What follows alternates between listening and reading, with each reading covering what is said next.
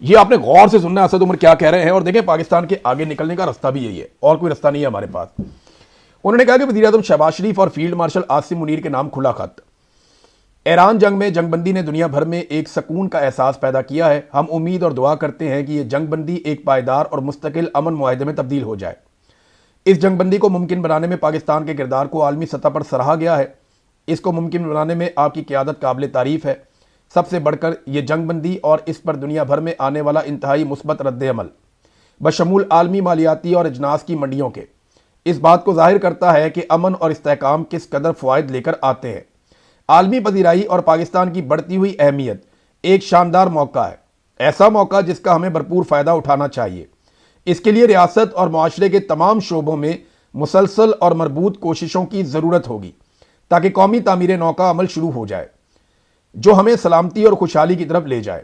ان تمام کوششوں میں سب سے اہم اور فوری ضرورت پاکستان کے اندر امن اور استحکام کو یقینی بنانا ہے۔ ہماری سیاست میں شدید تقسیم موجود ہے اور ریاست اور شہریوں کے درمیان اعتماد کا فقدان خطرناک حد تک بڑھ چکا ہے۔ اگر اس کا ازالہ نہ کیا گیا تو خدشہ ہے کہ یہ پیدا ہونے والا موقع عارضی ثابت ہوگا اور ہم ایک بار پھر اس پر افسوس کریں گے کہ کیا کچھ حاصل کیا جا سکتا تھا۔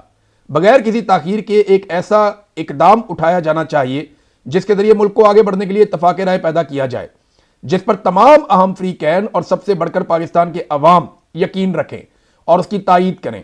وزیر اعظم کو اس اقدام کا اعلان کرنا چاہیے اور اس میں درج ذیل بنیادی نکات شامل ہونے چاہیے۔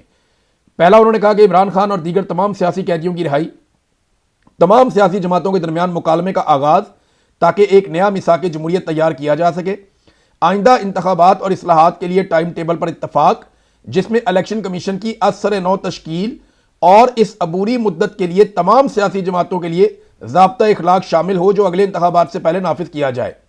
اگلے انتخابات تک حکمرانی کے ڈھانچے پر اتفاق، مندرجہ بالا تمام اقدامات آئین کے دائرے میں رہتے ہوئے کیے جائیں، اس حقیقت کو تسلیم کرتے ہوئے کہ ملک میں حتمی اختیار پاکستان کے عوام کے پاس ہے۔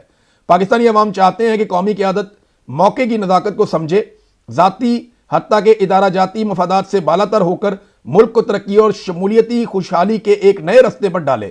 مجھے یقین ہے کہ ہمارے وہ رہنما جو اس قومی تعمیر نو کے معاہدے کا حصہ بنیں گے، ان کا نام تاریخ میں ان مردوں اور عورتوں کے طور پر لکھے جائیں گے جنہوں نے ایک بار پھر پاکستان کو اس رستے پہ ڈال دیا جس کا خواب بانیان پاکستان نے قائد اعظم کی لیڈرشپ میں دیکھا تھا۔ اللہ آپ کو ایسے فیصلے کرنے کی توفیق دے جو پاکستان کے عوام کے بہترین مفاد میں ہو۔ خیر اندیش اسد عمر۔ یہ بہت امپورٹنٹ پیغام ہے، اگر اسے کوئی سمجھے تو پاکستان کا حل ہے اس میں۔ آپ آج پاکستان کے اندر سیاسی بدلہ بازی بند کریں۔ ساری پولیٹیکل پارٹیوں کو مار پڑ گئی، پیپلز پارٹی کو بہت مار پڑ گئی، پی ایم ایل این کو مار پڑ گئی، پی ٹی آئی کا بھڑکس نکال دیا۔ اگر کسی کو نہیں مار پڑی تو وہ اسٹیبلشمنٹ ہے جو سب کو باری باری مارتی ہے۔ میرے خیال میں ساری پولیٹیکل پارٹیز کو بیٹھ کے ایک حل نکالنا چاہیے۔